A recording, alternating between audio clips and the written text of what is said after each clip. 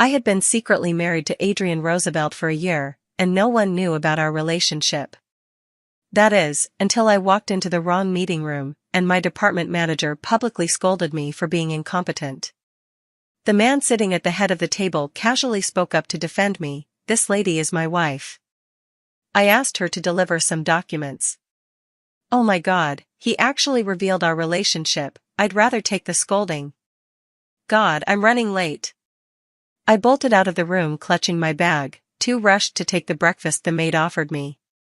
The man sitting at the dining table spoke leisurely. "Want me to give you a ride?" I froze mid-step as I slipped on my shoes. His calm voice sounded behind me. "Think carefully. If you're late, your pay might be docked." I finished putting on my shoes and stood up, negotiating with him. "Just drop me off at the corner near the office.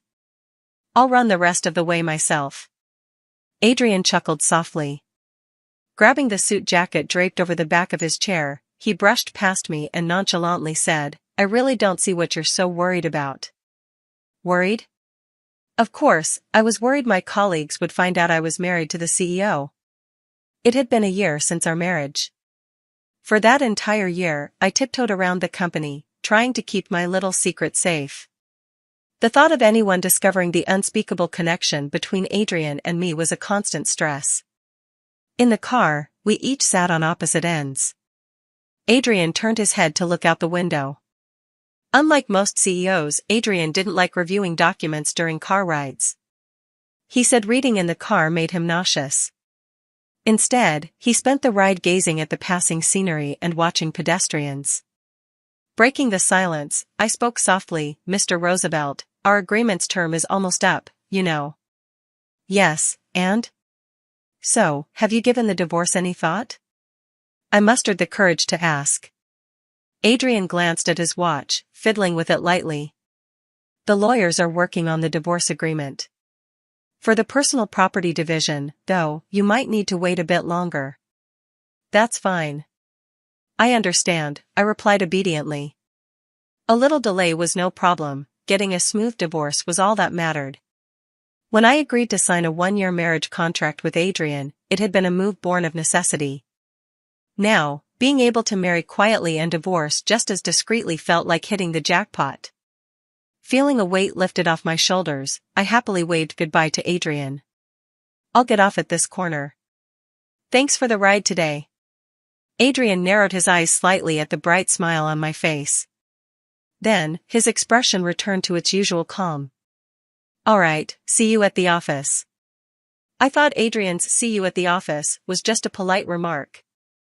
After all, he was the CEO, and I was just a low-level employee. The chances of running into each other at work were slim to none. Until my colleagues suddenly notified me that our morning project discussion was being moved to a different location. The original meeting room had been taken. Adrian was using it for a high-level executive meeting.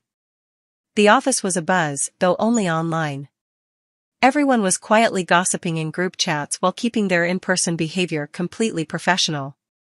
Lily bombarded me with private messages. "Lily, want some insider info? Want to know why Mr. Roosevelt changed meeting rooms?" Me, spill.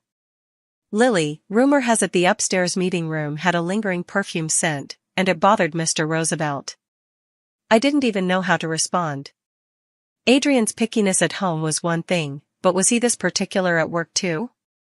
Lily, actually, it's mostly because he's in a bad mood today. Lily, they say his face was like thunder when he arrived. Be careful not to cross him later. Me, got it. The entire morning, our floor was eerily quiet. Normally, there would be a few colleagues who couldn't resist chatting, but today, everyone sat obediently at their desks, diligently working. After all, Adrian was holding court with a group of shareholders right next door. The pressure was palpable. At 10 a.m. sharp, the project discussion began. I sat in the corner next to Lily, well aware that I was just a bystander. Lower-level employees like us weren't there to contribute, merely to observe. Suddenly, my phone rang. Panic surged through me. I scrambled to silence it but ended up locking eyes with the department manager mid-sentence. Luckily, he was known for being understanding. He silently mouthed, "Go ahead." I nodded quickly, pressed my lips together, and slipped out through the back door to take the call. On the other end of the line was Adrian's grandfather, Dan. "Monica, why don't you and Adrian come over for dinner tonight?"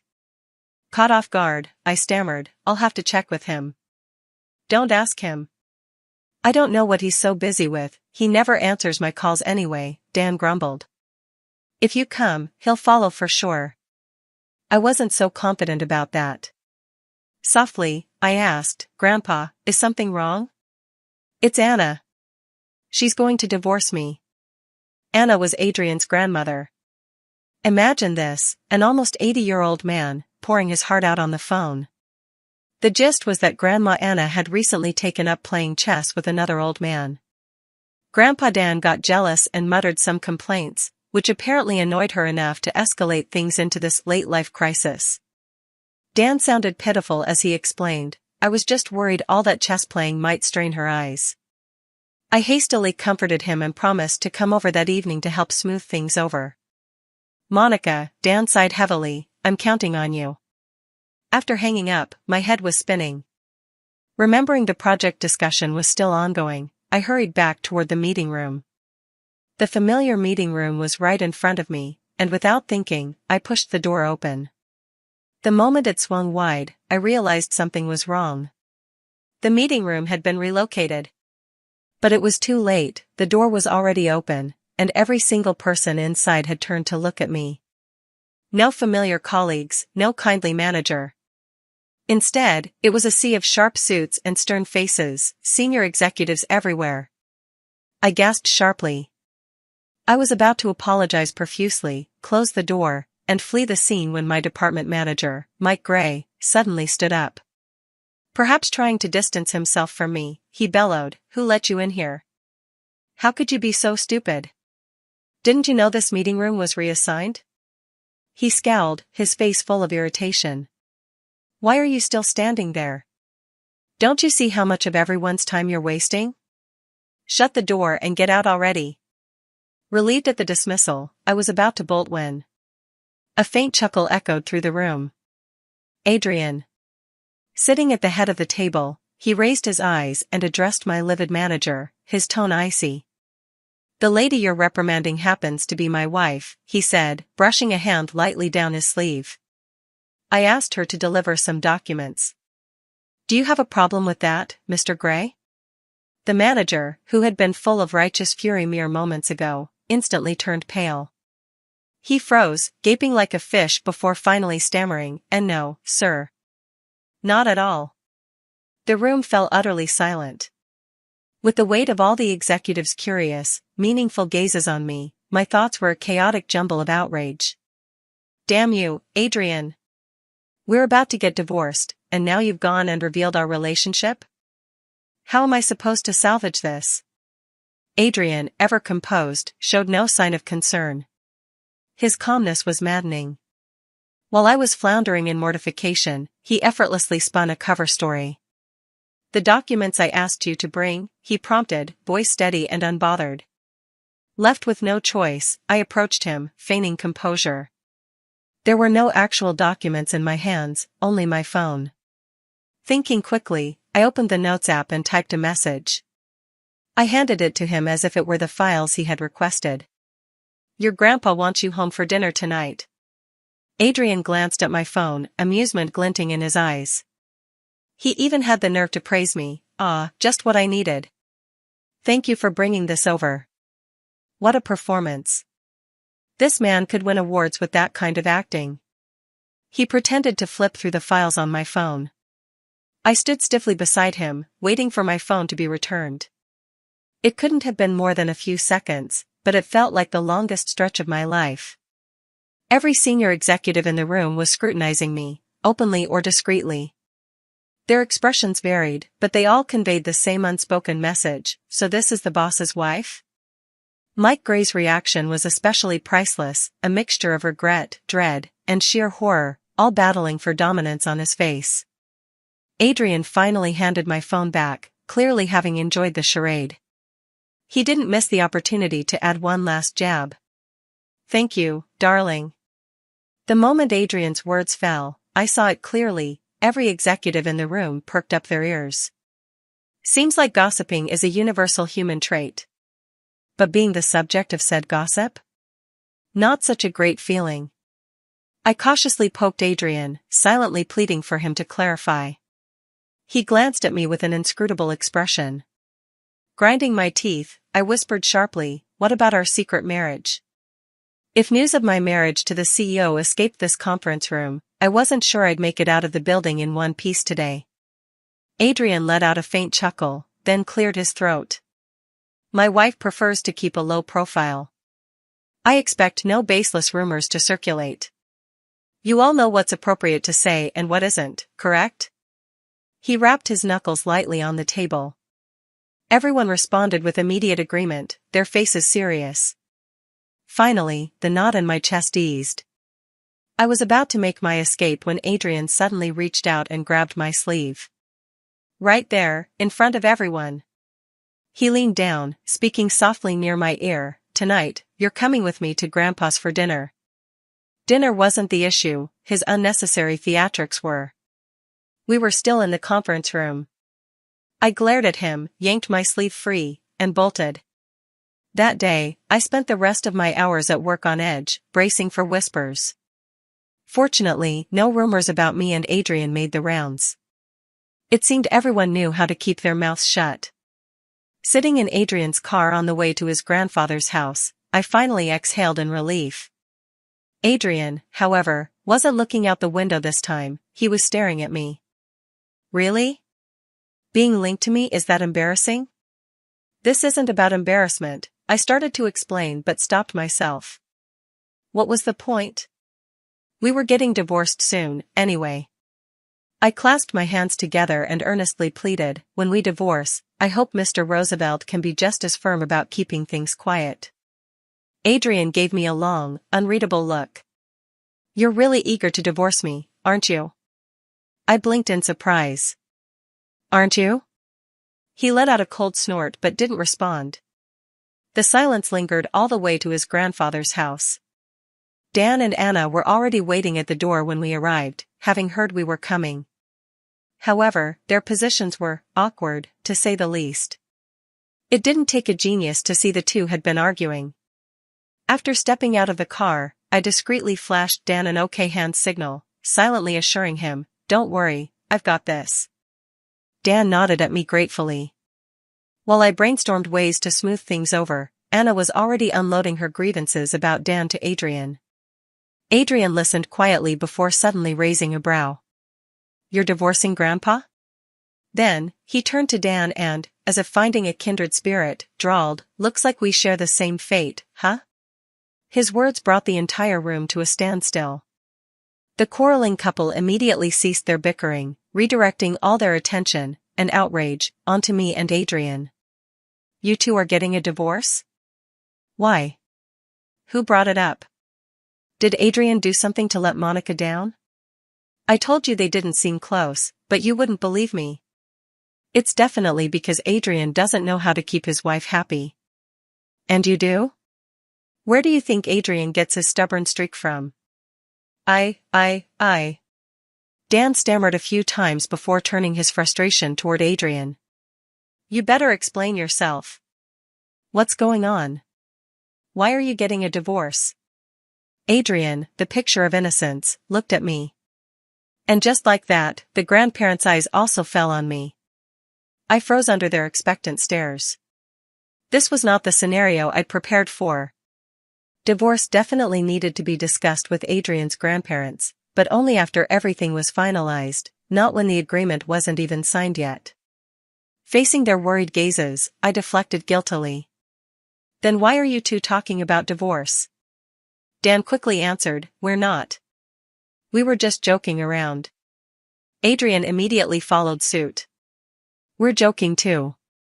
And just like that, everyone was suddenly all smiles again, as if nothing had happened. The family happily gathered for dinner, tension melting into cheerful chatter. Afterward, Dan gave me a sly thumbs up. "Monica, you handled that brilliantly." I could only force a sheepish smile in response. Truthfully, it was all pure luck. That night, Adrian and I were asked to stay at his grandparents' house. Though we slept in separate rooms back in the city, here we had to share one. Having slept over here a few times, I wasn't particularly nervous. Adrian, however, seemed incredibly on edge. When he walked out of the bathroom, I noticed his slippers were on the wrong feet. "Your slippers are switched," I pointed out helpfully. He stubbornly shot back, "I like wearing them this way." I couldn't help but tease, "Guess you really did inherit your grandpa's stubborn streak." He ignored me for the better part of the evening, which was fine since I was busy answering questions from a new intern. Adrian must have glanced at my laptop screen at some point, though, because he suddenly muttered, "If you had your marital status listed, I doubt he'd have so many questions." "What's that supposed to mean?" Adrian tilted his chin. "He's trying to hit on you." "Don't be ridiculous," I said, scrolling through the conversation. "He's only asking work-related questions." Adrian snorted. "If it's purely professional, he wouldn't ask that much." His comment planted a seed of doubt in my mind. Suddenly, even the perfectly normal questions started to seem a little suspicious. Feeling uneasy, I hurriedly ended the chat. "It's getting late. Let's continue this tomorrow at the office." The intern responded quickly, his tone cheerful as ever. "Sure. Thanks so much. I'll bring you coffee tomorrow." Adrian, sitting nearby, mimicked his tone in a mockingly high-pitched voice. "I'll bring you coffee tomorrow." I closed my laptop with a sigh and gave him an exasperated look. "What's wrong with you?" "It's the stubborn streak," Adrian replied matter-of-factly. "Inherited it from my grandpa." When we finally lay down in bed, I had no intention of continuing the conversation. But Adrian seemed unusually chatty tonight. The darkness didn't deter him from striking up a conversation. "If anyone tries to butter you up, ignore them." "Why would anyone butter me up?" "The shareholders." I sat up in shock. "Why would they try to butter me up?" "Because they know you're my wife," Adrian replied nonchalantly. My head spun. I thought the whole conference room incident was behind me, yet here came the ripple effects. Shareholders trying to curry favor with me? I wasn't equipped for this. Now wide awake, I glanced at Adrian, who was lounging peacefully as if he didn't have a care in the world. Unable to hold back, I snapped, "Why did you have to call me baby today?" "Do I really have to explain?" Adrian's tone was soft and calm. "Mike's treatment of you was unbearable. I couldn't just sit there and take it." I shot back, "That doesn't mean you had to throw me under the bus." "Relax," Adrian murmured, his voice soothing. "I already ordered them to stay away from you." And just like that, I realized all of Adrian's earlier warnings were purely to mess with me. "Do you find it amusing to see me upset?" I took a deep breath, but I couldn't hold back anymore and started accusing him seriously. "You're acting weirder and weirder." "How am I weird?" "You said we wouldn't go public, yet you called me baby in front of everyone. You agreed we'd divorce, but now you're letting your grandparents talk me out of it." Frustrated, I asked, "What are you trying to do?" "I'm starting to think you don't want a divorce." Adrian stayed silent for a long time. Perhaps it was the darkness peeling away his facade, but I heard his low voice whisper near my ear. "I really don't want to get a divorce. But we agreed to this." I was still clueless about the gravity of the situation, arguing my point. "We signed a contract, married for 1 year, then divorced.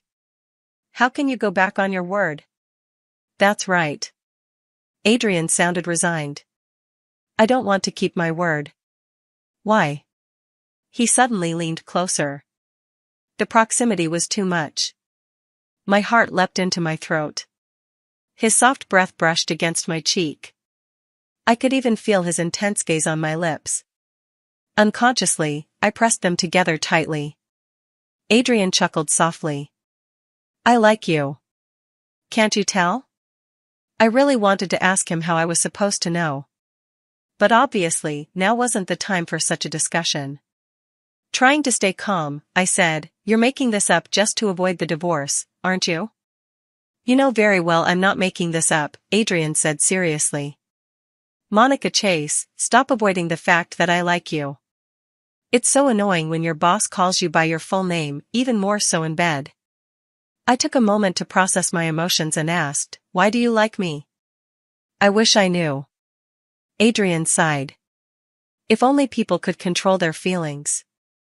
Even though I know you don't like me, even though I know this is just a contractual marriage, even though I know you'll leave eventually. I still. His voice was slow and deliberate, can't help falling for you. My heart clenched. Maybe it was the darkness nurturing the tension, but at this moment, I felt an unspoken intimacy between us. Trying to dispel the awkward atmosphere, I turned on the light. Adrian was caught off guard, suddenly illuminated and fully exposed to my view. I noticed something unexpected, he was blushing. Not just his face, but his arms too. His tan skin seemed to carry a pinkish hue, and when he saw me looking, he shyly tucked his hands under the blanket. Apparently, he wasn't as composed and unflappable as he liked to pretend. In the light, Adrian seemed smaller, vulnerable, even stumbling over his words. Anyway, I just wanted to tell you. I like you.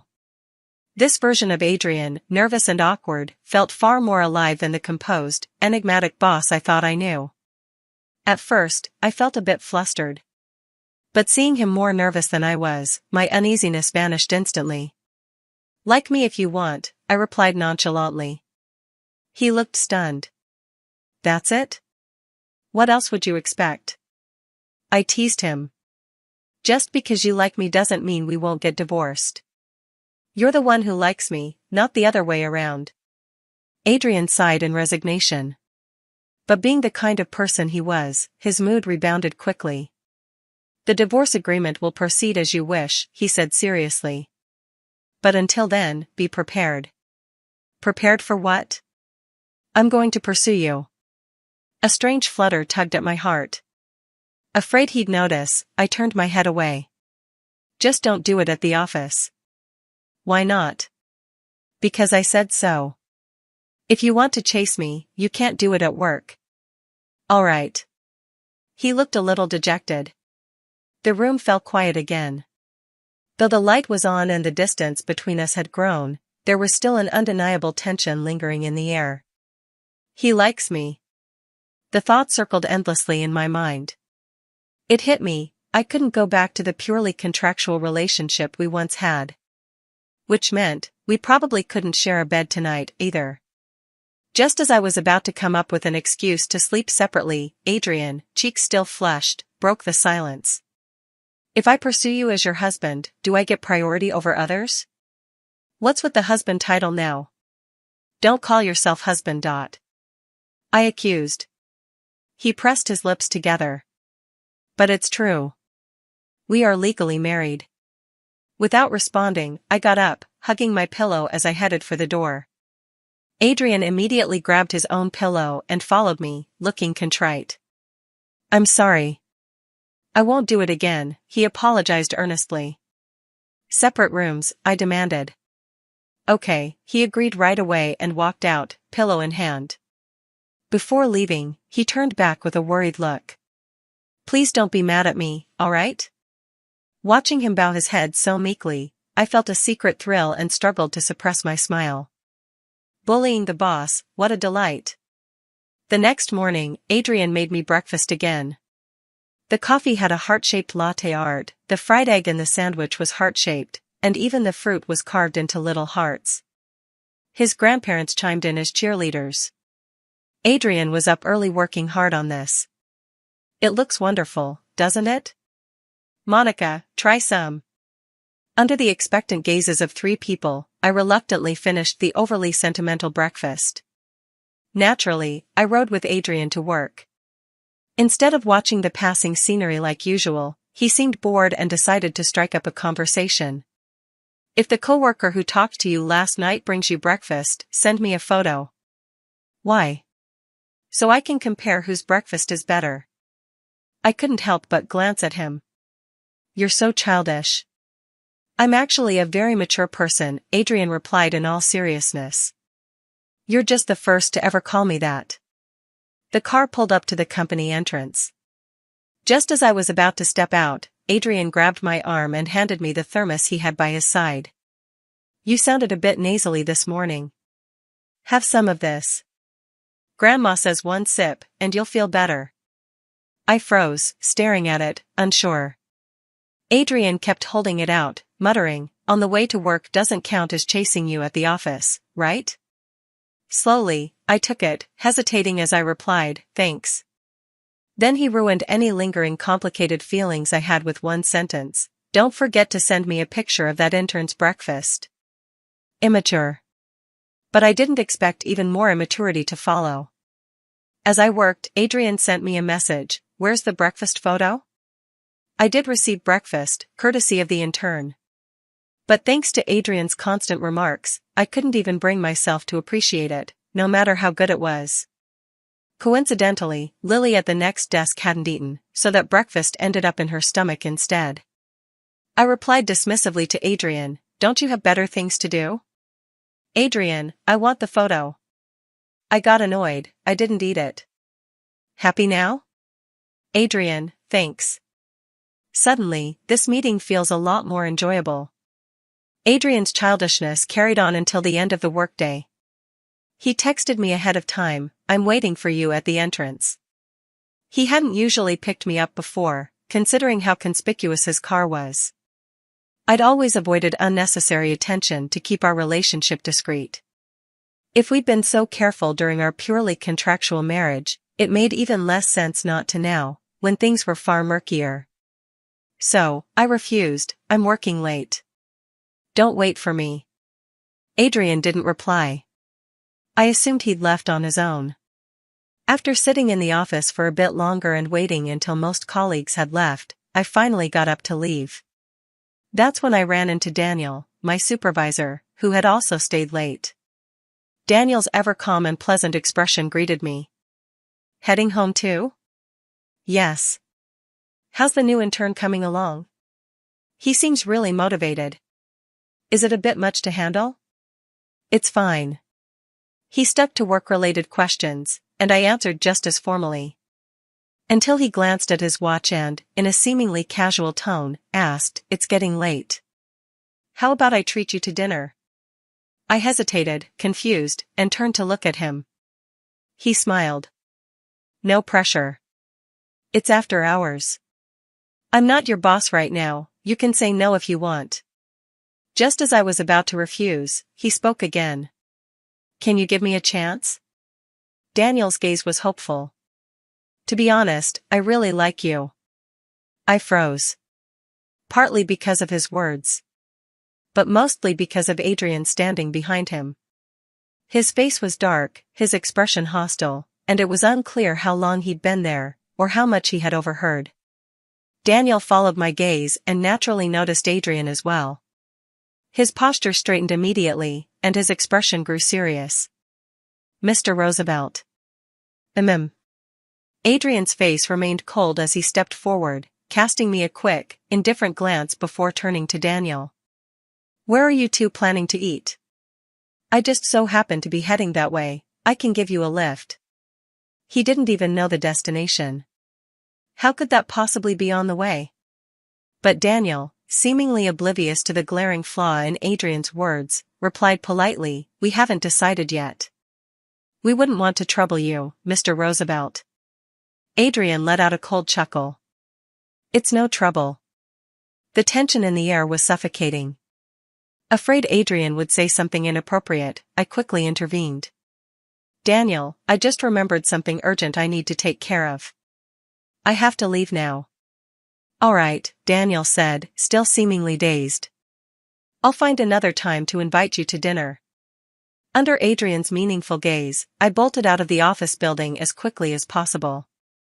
I had barely walked 2 minutes when Adrian's car appeared beside me, trailing me step for step. When I didn't get in, he just kept following.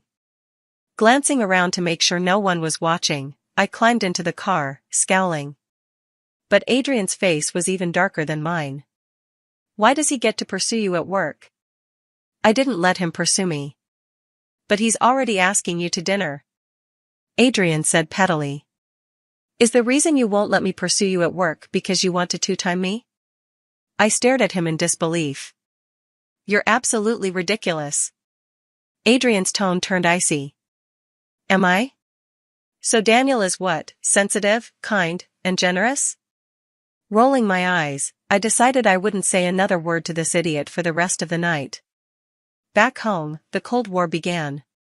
Thankfully, the house was big enough that I didn't have to endure staring contests with him. I took a shower and enjoyed some alone time, letting the evening slip by peacefully until 10 p.m. That's when a notification popped up on my phone, an email from the CEO's office. Notice regarding the prohibition of workplace relationships between supervisors and subordinates. I stared at the subject line in disbelief, clicked it open, skimmed the contents, and stormed toward Adrian's room, clutching my phone. I didn't even bother knocking. I barged in and yelled, "Why don't you just send out an email telling Daniel not to pursue me directly?" Adrian spun around in surprise.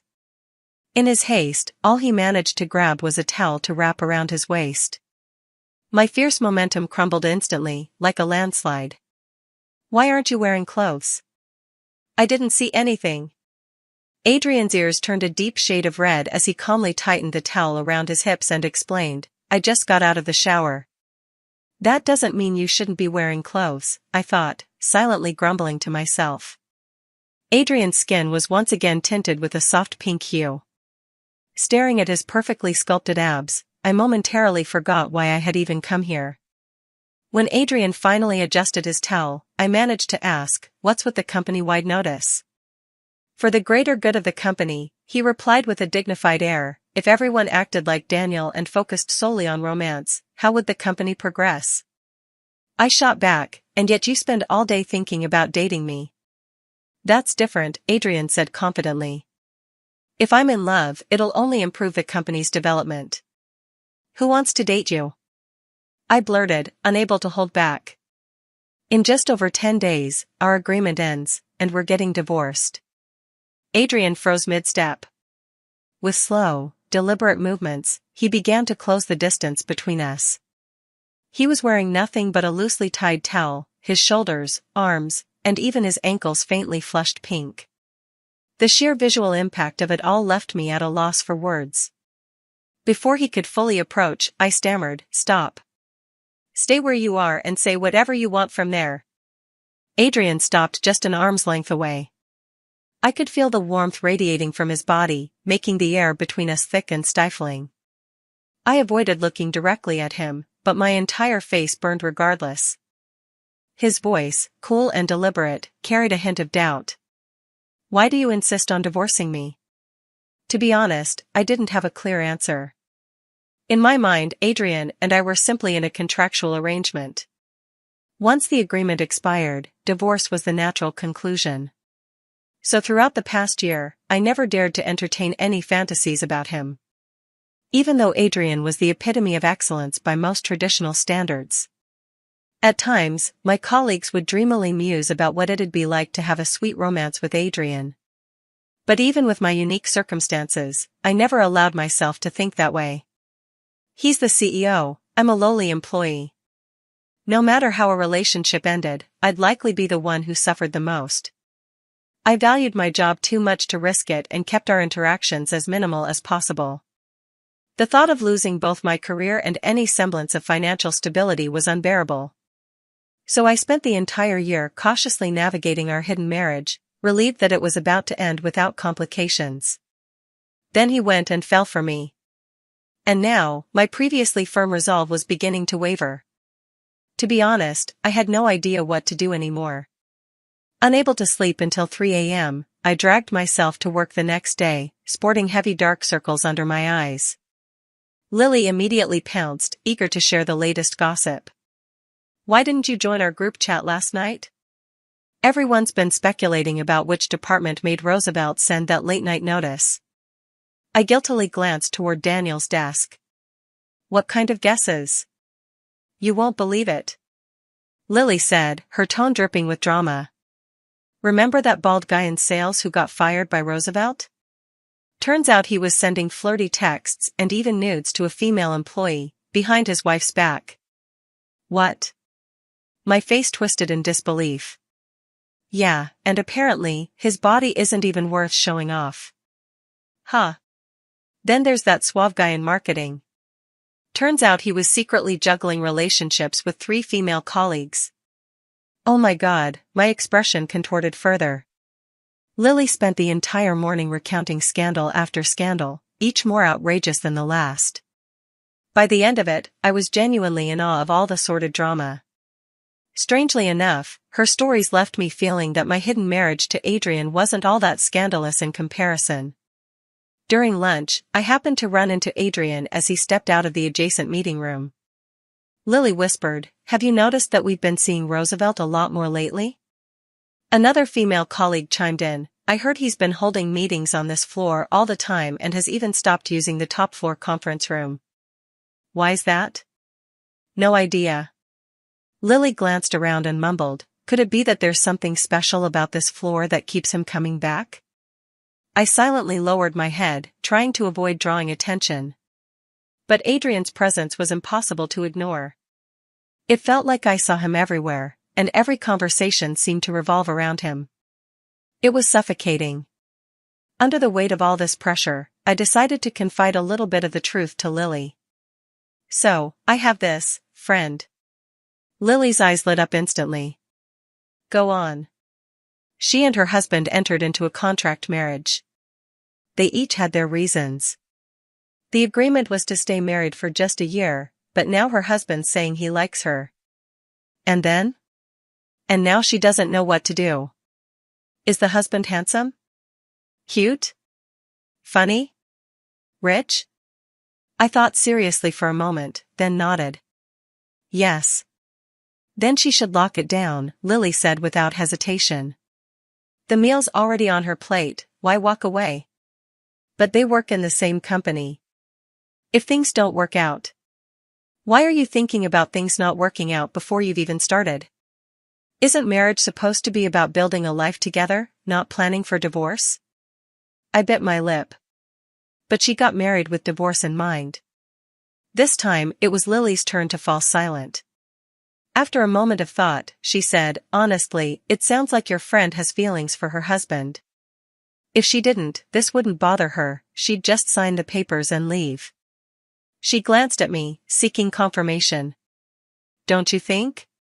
Her words struck a nerve, and I lowered my eyes. Maybe. Afterward, I couldn't stop thinking about what I truly felt about Adrian.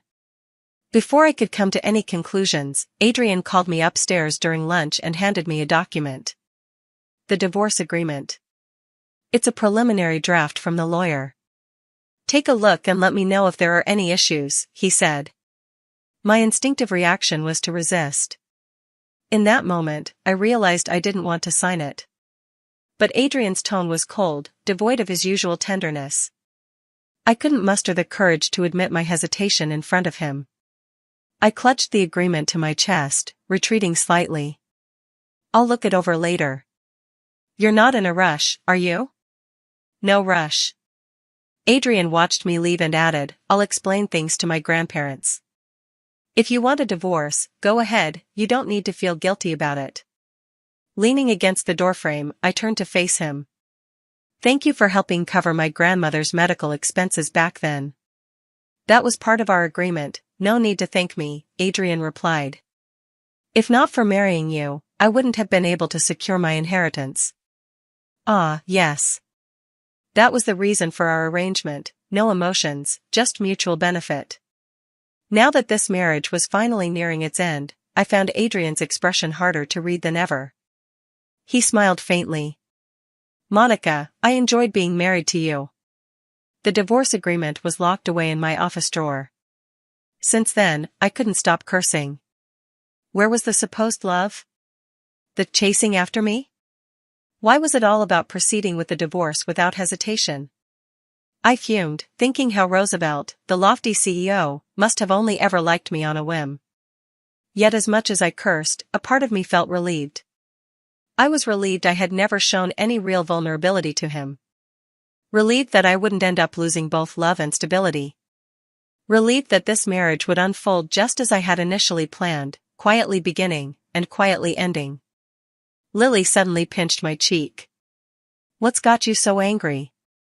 "Just thinking about a jerk." She chuckled. "Meeting's about to start, grab your laptop and let's go." I collected myself, picked up my laptop, and entered the meeting room.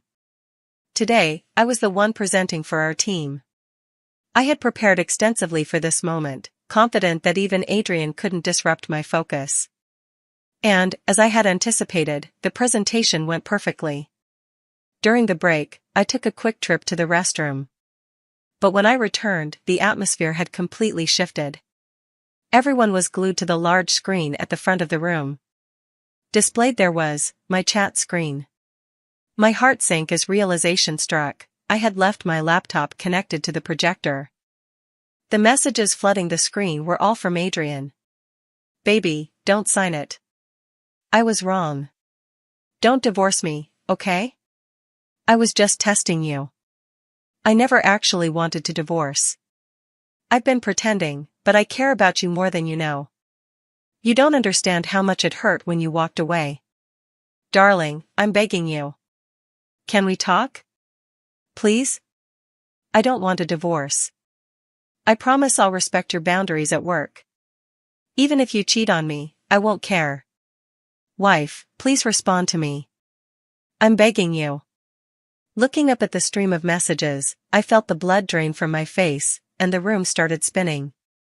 Under the weight of everyone's stares, I forced myself to walk to my laptop and close the screen. The room was eerily quiet, as if we were attending a funeral. No one dared meet my gaze, though their expressions betrayed their curiosity. Feigning composure, I turned to Daniel and asked, "Daniel, may I take the afternoon off?" "Of course, take as long as you need," Daniel stammered, his voice shaking. "Thank you," I murmured, clutching my laptop as I bolted out of the room. With nowhere else to go, I returned home, feeling dejected. Dejected that I seemed to be ruining everything, my marriage was ending, and my career was on shaky ground. I didn't need to guess, my colleagues were surely buzzing with gossip about me. Lily, the gossip queen, was undoubtedly bouncing between group chats, collecting first-hand intel. I refused to look at my phone. Hugging a throw pillow, I sank into the couch, thinking I'd stay there forever if I could. The next moment, Adrian burst through the door. He must have rushed back, his hair slightly tousled, sweat beading on his forehead. Even his usual impeccably tailored shirt and slacks were creased. When he saw me, he let out a heavy sigh of relief. His voice was low and hoarse as he apologized. "I'm sorry, Monica. I didn't realize you were working at the time." "It's fine," I said, resigned. "It's already done." Adrian strode closer in 2 quick steps. He hesitated for a second, then crouched down in front of me. That moment of hesitation made me wonder if he had initially intended to kneel. "There's still a way to fix this," Adrian offered. "I can issue an order prohibiting anyone in the company from discussing this." I interrupted him. "Why? They didn't do anything wrong." Adrian fell silent for a few seconds. "You're scaring me like this." He leaned closer to me. "Why don't you hit me a few times? You'll feel better, and I'll feel less guilty about everything." I pushed him away and muttered, "Let's just talk about the divorce." This time, Adrian visibly panicked. "I don't want a divorce. Like I told you, I only brought it up to test you." I couldn't bear the thought of him putting a divorce agreement in front of me again. So I asked him seriously, "How long do you think you can love me?" Adrian was momentarily stunned. Then he answered earnestly, "I can't promise an unchanging love for eternity, but I can tell you I'm the kind of person who's loyal to the end. I'll love you, always and forever." I reached out my arms to him. "Adrian, then love me forever." Adrian wrapped me in his arms, holding me tightly. "I promise." Our marriage was temporarily safe, but the work crisis still loomed. It wasn't until 11 p.m. that I mustered the courage to pick up my phone. There were no new messages. If I weren't the protagonist of this scandal, I would have thought my phone had lost signal. I contacted Lily. I messaged Lily, my go-to for all things gossip, me, what's the latest on this whole thing? Lily hesitated. Are you seriously this invested in your own scandal? Me, absolutely. Spill it. After a moment of silence, Lily sent me a slew of screenshots. I clicked on a couple of them and instinctively pinched the bridge of my nose. My coworkers' conversations went something like this. So, everyone's heard that Monica is actually Roosevelt's wife, right? During the meeting, her message screen was up for all to see, and it was full of the boss saying things like, "Baby, please don't divorce me." I never would have thought Roosevelt was like this in private. Monica is really representing us women, total boss move. Finally explains that notice from a while back. Remember how Daniel was after her then? Witnesses say Daniel turned pale on the spot and was shaking when he talked to Monica. And Mike switching departments, was that her doing too? Apparently, in that meeting where she walked into the wrong room, Mike called her unbelievably stupid. Then Roosevelt stood up and said, "That's my wife. Do you have a problem with that, Mr. Gray?" Ha ha ha. Roosevelt is so cool. But why does Monica want a divorce? Waiting for insider info on the divorce drama. The boss and his wife's scandal is so juicy. I thought to myself, it really is juicy. Surprisingly, though, knowing that my and Adrian's relationship was now an open secret, or that these chats weren't as horrifying as I'd feared, brought a strange sense of relief. Lily messaged me again, "Everyone in the group chat is begging you two not to divorce." Me, why? Lily, they're scared Roosevelt will become insufferable if his love life tanks, then we'll all suffer. Me, that won't happen. Since words alone didn't seem reassuring enough, I added, "Adrian and I have reconciled." Lily, thank you, First Lady, for saving our lives. But Lily wasn't done being Lily. She pushed further. Did Roosevelt actually get on his knees to beg you? Like, on the ground, pleading for you not to leave him? I typed back quickly, "It's late. I'm going to bed. Good night." Later that night. Before I could fall asleep, Adrian knocked on my door. "Monica, can I sleep here tonight?" I hesitated for a moment. "I'm not ready for that." "I promise I won't do anything," Adrian said, his ears turning red. "I just want to be near you. Doesn't matter what we do." After a pause, I relented and let him in. Adrian lay on my bed, looking more docile than he ever had at his grandparents' house. A thought struck me, he'd been just as involved in today's scandal as I was. "Do you want to see it?" I asked. "What everyone's saying. It might not paint you in the best light. I don't care what others think of me. I care what you think of me." I blinked, warmth bubbling up inside me. "Are you planning to go to work tomorrow?" Adrian asked. "Or would you rather take some time off?" "Work," I said, taking a deep breath. If some guy can walk into the office with his wife on one arm and his mistress on the other, I think I can handle this. Adrian chuckled. "Who was that?" "I'm not telling you." While I withheld names, I shared the story and plenty of other workplace gossip. Adrian sighed dramatically. "Our company is really something, huh?" I laughed, watching him, feeling lighter than I had in days. At that moment, I realized just how close Adrian and I were, closer than we'd ever been before. Adrian stared at me for a few seconds, then gently cradled the back of my head and leaned in for a kiss. Our lips met, lingering and tender, the kind of kiss that sent shivers down my spine. When he finally pulled away, the sensation of his tongue softly grazing my lips still lingered. "I've wanted to kiss you like this for a long time," he murmured. "Since the night I confessed."